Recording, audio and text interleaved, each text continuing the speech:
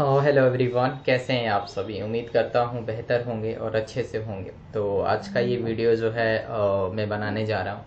इस वीडियो में मैं आप लोगों से जो है बात करने आया हूं और इस वीडियो में जो है हम लोग खास तौर पे बात करेंगे जो भी बच्चे आईटीआई से इंटरमीडिएट का, जैसा कि मैंने कल एक वीडियो बनाया था और मैंने आपको बताया था कि आईटीआई से जो भी बच्चे इंटरमीडिएट करना चाहते हैं उनके लिए जो है फॉर्म आ चुका है और उनका फॉर्म जो है रिलीज हो चुका है। ठीक है, यानी आप 5 तारीख से जो है उसका फॉर्म अप्लाई कर सकते हैं। 5 जनवरी से लेके 25 जनवरी तक जो है आप उसको अप्लाई कर सकते हैं। मैंने इसके ऊपर कल वीडियो बना दिया था, जिन्होंने नहीं देखा अभी तक जाके ज़रूर देख लीजिएगा।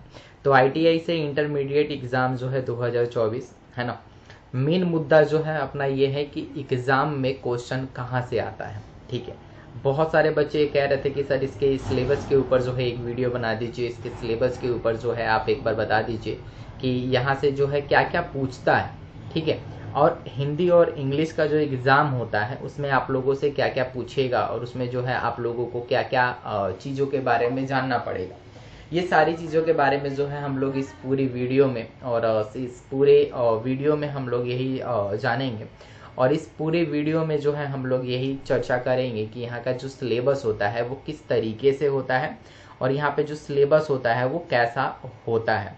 ठीक है, तो सबसे पहले बात ये है कि इसके लिए हम लोग अप्लाई कैसे करते हैं, है ना।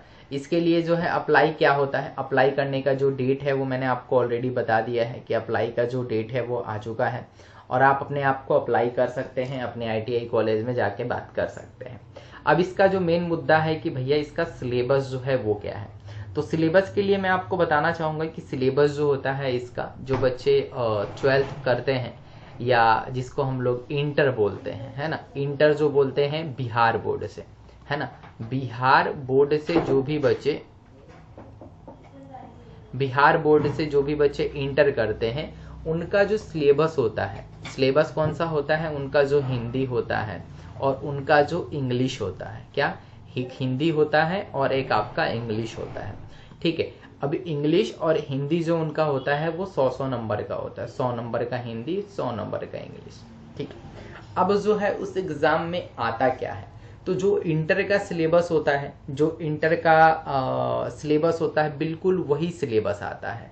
यानी हिंदी जो 100 नंबर का होता है, आपको पता है कि इंटर का जो एग्ज़ाम होता है, आपके आस पड़ोस जो भी दोस्त होंगे या आपके घर में कोई छोटा भाई बहन होगा उनसे एक बार आप डिस्कशन कीजिएगा कि हिंदी जो होता होगा एक तो 100 नंबर का होता है और एक 50 नंबर का होता है। इंग्लिश भी सेम वैसा ही होता है। तो आपको जो 100 नंबर वाला इंग्लिश होता है, 100 नंबर वाला जो हिंदी होता है ना, वही सिलेबस में आता है इसके और वही सारी चीज़ें जो हैं यहाँ से पूछी जाती हैं। और इसमें सबसे ज़्यादा जो वेटेज होता है वो क्या चीज़ का होता है, तो इसमें सबसे ज़्यादा जो वेटेज होता है वो व्याकरण का होता है। यानी व्याकरण का मतलब कि अगर आप हिंदी पढ़ रहे हैं तो हिंदी के व्याकरण से बहुत सारी चीज़ें आएंगी। अब व्याकरण में आपको क्या क्या है, निबंध आ जाएगा, वहाँ से आपको लेख लिखने को आ जाएगा, वहाँ जैसे सेम आप इंग्लिश का भी देख सकते हैं और हिंदी में भी जो है अपना ग्रामर, वो इंग्लिश का ग्रामर भी आपको अच्छे से करना पड़ेगा। ये दो चीज़ सबसे पहले आप कर लीजिए, हिंदी का ग्रामर और इंग्लिश का जो ग्रामर है उस ग्रामर को बेहतर कर लीजिए, क्योंकि ग्रामर से आपको 50% से लेके 60% जो है ग्रामर वाला हिस्सा पूछता है। ठीक है, यहाँ से कंफर्म हो गया कि ग्रामर से आएगा 50 से 60% और बाद बाकी जो 40% रह गया या जो 50% रह गया वो कहाँ से आता है। तो वो अभी मैंने आपको बताया कि हिंदी का कोई बुक ले लीजिएगा जो 12th क्लास का होता है, वो हिंदी का बुक ही आपको चलता है। इंग्लिश का भी आप सेम वही बुक ले लीजिएगा, इंग्लिश का भी सेम वही बुक चलता है जो 12th क्लास का होता है। ये क्लियर हो गया कि जो भी बच्चे इंटर में पढ़ते हैं, है ना, जो बच्चे 12th क्लास में पढ़ते हैं, जो बच्चे इंटर में पढ़ते हैं, जो बिहार बोर्ड का सिलेबस होता है सेम सिलेबस आपको आईटीआई में पूछा जाता है। ठीक है, अब यहाँ तक तो हमने बात जान ली कि हमें जो पढ़ना है वो बिहार आईटीआई से जो भी सिलेबस है उस सिलेबस को देख लेना है और पढ़ना है। अब क्वेश्चन आते कैसे हैं, ठीक है, अब जरा क्वेश्चन के ऊपर चलते हैं कि क्वेश्चन कैसे आते हैं। तो क्वेश्चन पूछने का जो होता है वो कैसा होता है, यहाँ पे आपको एमसीक्यू होता है। एमसीक्यू का मतलब मल्टीपल चॉइस क्वेश्चन। ये एमसीक्यू जो होते हैं आपके 100 क्वेश्चन होते हैं, यानी 100 क्वेश्चन आपको, 1 से लेके 100 क्वेश्चन जो है आपको एमसीक्यू आएगा। है ना। मल्टीपल चॉइस क्वेश्चन आएगा 100 क्वेश्चन, 100 में से आपको 50 करना पड़ता है, यानी 50 क्वेश्चन कीजिएगा, 50% आपका नंबर यहीं से आ जाएगा। 1 से लेके 100 MCQ आते हैं। और रह गया जो 50 क्वेश्चन, उस 50 क्वेश्चन में जो होता है, अब इस 50 क्वेश्चन में लगा लीजिए कि 50%, यानी 25 क्वेश्चन जो रहते हैं वो ग्रामर से रहता है। ठीक है, 25 क्वेश्चन कहाँ से रहता है भैया? ग्रामर से रहता है। तो ये 25 क्वेश्चन आप ग्रामर से कर लीजिएगा, और 25 क्वेश्चन जो रह गया वो हिंदी का जो बुक होता है उस बुक से आता है। क्लियर हो गया? तो ये सेम वैसा ही होता है, आपका हिंदी का भी पेपर में सेम ऐसा होगा और इंग्लिश के भी पेपर में सेम यही होगा, यानी दोनों पेपर में आपको सेम यही चीज पूछा जाएगा। 1 से लेके 100 क्वेश्चन MCQ के रहेंगे, जिसमें से 50 का जवाब देना होता है। तो जो आपको सही लग रहा है उस सही को टिक कीजिएगा, इसमें कोई भी निगेटिव मार्किंग नहीं होती है। जैसा कि आपको पता है कि निगेटिव मार्किंग नहीं होती है, क्योंकि जैसा आप बोर्ड का एग्जाम देते हैं ना, जैसा आप बोर्ड का एग्जाम देते हैं सेम वैसा ही एग्जाम ये होता है। जैसे बोर्ड में होता है ना कि हम लोगों को कोई निगेटिव मार्किंग नहीं होता है, हम लोग जो भी लिखते हैं उसी के नंबर मिलते हैं, सेम वैसा ही होता है। क्लियर हो गया? 25 ग्रामर से होगा और 25 जो आपके क्वेश्चन होंगे वो आपके कहाँ से होंगे भैया? वो आपके बुक से होगा। ठीक है, समझ में आ गया चीजें यहाँ से कि क्वेश्चन का पैटर्न जो रहता है वो किस तरीके से रहता है।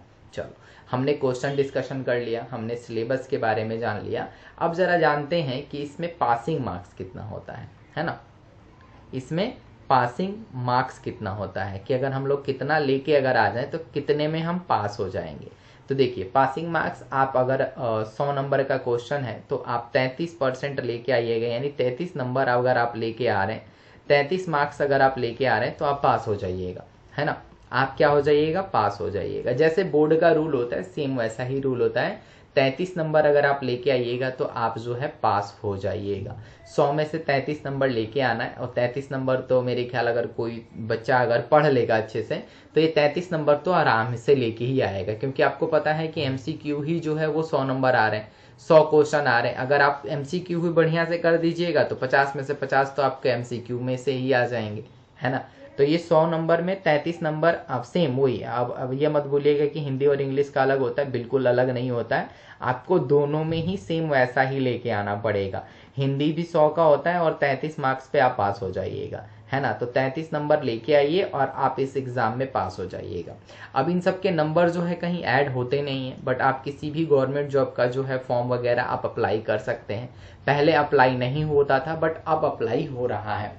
मैं आपको इसके सर्टिफिकेट का भी एक वीडियो बना दूंगा जिसमें क्लियर लिखा हुआ है कि आप किसी भी गवर्नमेंट जॉब का, या फर्दर अगर आप ग्रेजुएशन करना चाहते हैं, अगर आप BSc करना चाहते हैं, अगर आप BA करना चाहते हैं या BCom करना चाहते हैं, तो आप आराम से इस सर्टिफिकेट के अकॉर्डिंग आप अपना ग्रेजुएशन भी कर सकते हैं और आप अपना ग्रेजुएशन भी आराम से यहाँ से निकाल सकते हैं। आई होप कि आपको सिलेबस के बारे में सब कुछ डिटेल पता चल गया होगा। कहाँ से क्वेश्चन आएगा वो भी मैंने आपको बता दिया, कितने नंबर लाएंगे तो पास हो जाएंगे, MCQ कितना रहता है, ग्रामर वाला पार्ट कितना रहता है और आपके बुक से कितना आता है। अगर कोई भी फिर से अगर कोई डाउट रह गया कि सर ये ऐसे कैसे होगा, कैसे हम पास होंगे, क्या होगा, कोई भी चीज़ अगर दिक्कत हो रही है तो डायरेक्ट आप कमेंट सेक्शन में आइएगा और कमेंट करके आप मेरे से पूछ सकते हैं। और कमेंट करके जो है आप मेरे से पूछ सकते हैं। कोई भी अगर समस्या आ रही है, कोई भी प्रॉब्लम अगर आ रही है तो आप कमेंट कीजिए और मेरे से आप डायरेक्ट पूछ सकते हैं। आई होप कि आपको ये इन्फॉर्मेशन अच्छी लगी होगी। अगर वीडियो पसंद आए तो वीडियो को लाइक कीजिएगा, चैनल पे नए हैं तो चैनल को ज़रूर सब्सक्राइब कीजिएगा और अपने दोस्तों को इस वीडियो को शेयर करना ना भूलिएगा। ठीक है, तो चलिए फिर हम लोग मिलते हैं नई वीडियो में, नई क्लास में। तब तक के लिए thank you, bye bye, take care.